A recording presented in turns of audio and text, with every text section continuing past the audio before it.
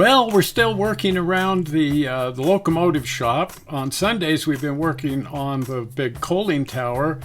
And last Tuesday, of course, we looked at the ash pit.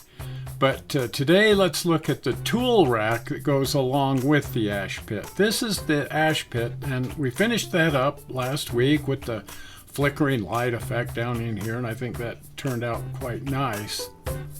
Of course, the flickering light effect was accomplished with flickering LEDs, but there's a 12-volt lighting bus that runs this entire locomotive shop, so everything comes on together, including the flickering light effect, which, because of dropping resistors, also works on 12 volts. So everything's going to tie into the 12-volt lighting circuit that runs the entire locomotive shop.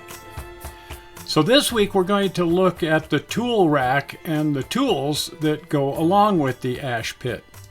So these are the tools. Most of these are tools that I cast using our white metal casting machine.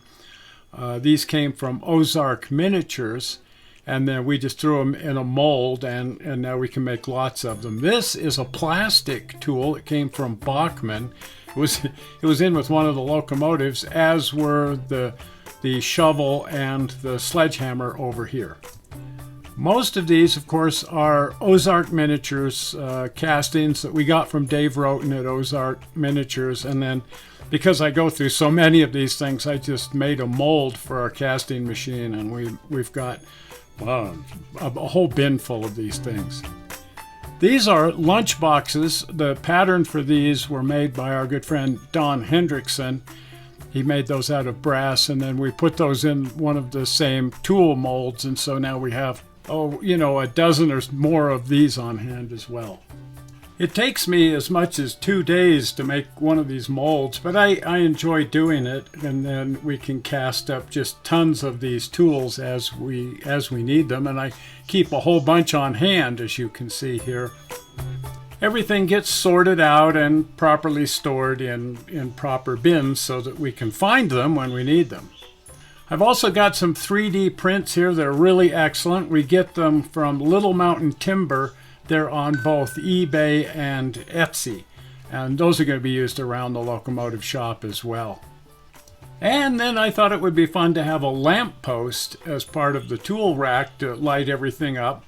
This is from Locomotive Joe. He calls his store Locomotive Joe, again, both on Etsy and eBay. We always buy them off of eBay. And he's always willing to custom make lamps. We've got a couple of custom made lamps from him here at the engine shop as well. This is just one of his regular catalog items, a lamp post in large scale.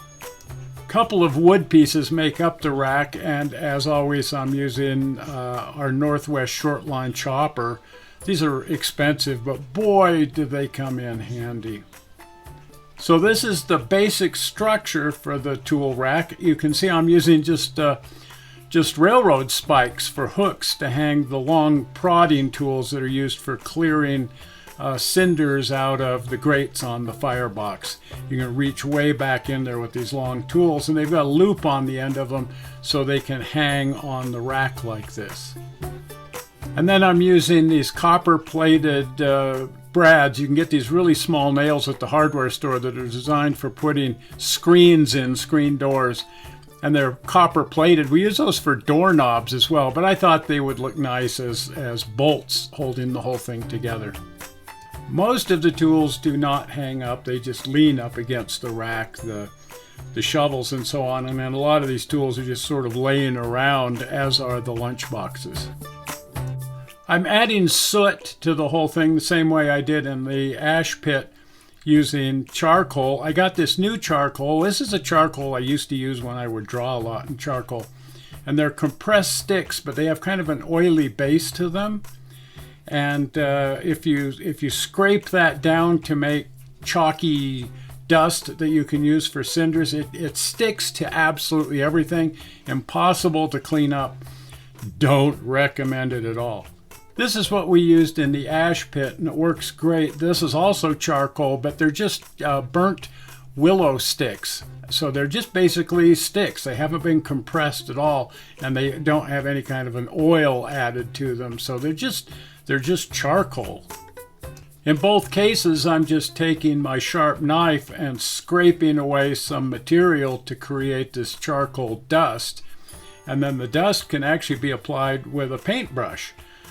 Makes it real easy to apply. And then, of course, it's just a dust on the surface like when you're using weathering chalks. And so then that has to be secured in place with a clear coat over the top. I'm using Tester's dull coat, and sometimes I even use hairspray. The tools, I'm just sort of dipping into the charcoal and then manipulating that around with a brush so that they look nice and filthy.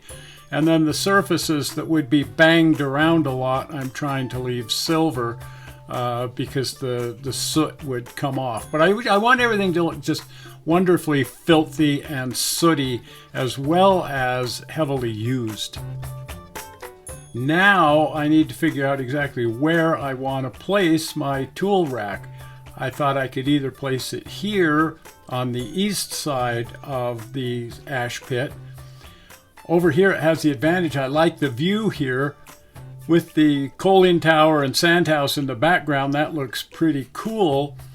But when looking back in the other direction, it just, I don't know, it seems kind of sparse. Moreover, there's a lovely piece of real estate over here that I may want to use for something else. I have this nice little vacant lot, and the creative mind boggles. If I place the tool rack over here on the west side of the ash pit, I like the fact that now it's not quite so sparse because you've got the ash pit behind the tool rack, and you still get this view looking back toward the coaling tower and the sand house. So I think this is the best place to keep it, over here on the west side of the ash pit. As always, I like to set a couple of figures in place. Most of my figures are set up so I can just move them around and place them where I want. But it gives it a sense of reality, a human scale to everything. And I think it's important to set figures in place just to see exactly what the scale is here. How big are things, and what exactly is the placement relative to human beings. The cinders are also on the loose in here. I haven't tied any of those down yet. I probably will tie them down at some point, but working in large scale, I don't find it all that necessary to anchor things in place.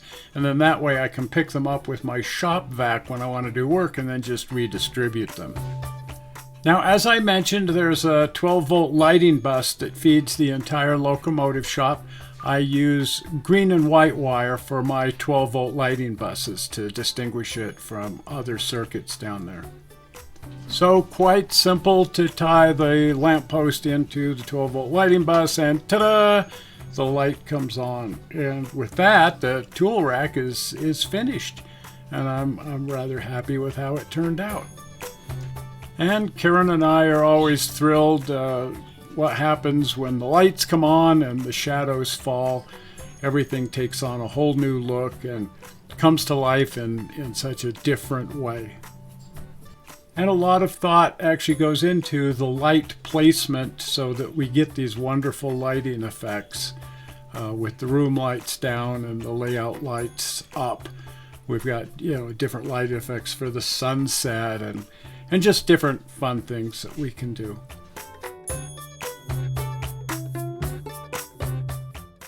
Oh, and as I mentioned, I've got it set up so that most of our figures can just move around. And so I temporarily stuck this fireman. He's fireman out of a locomotive down here, working in the ash pit. And I rather enjoy him down here. I've named him Donald because his head is so close to the drivers when they come by on the locomotive that I can yell out, "Donald, duck!" Anyway. So he can be down there, or he can go back into his locomotive where he belongs. So there it is, the tool rack here at the ash pit. Just a lovely little finishing touch to finish the whole ash pit off. We're still working at the coaling tower, which is such a massive project, but Sunday we're going to be showing you the train show that was held out at the old Wendover Air Base. And hopefully you wouldn't want to miss that. So if you're not a subscriber to the channel, please subscribe. And the easy peasy way to do that is by clicking on the upcoming blue button.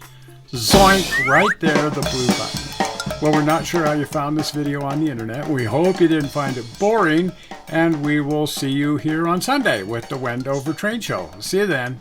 Bye-bye.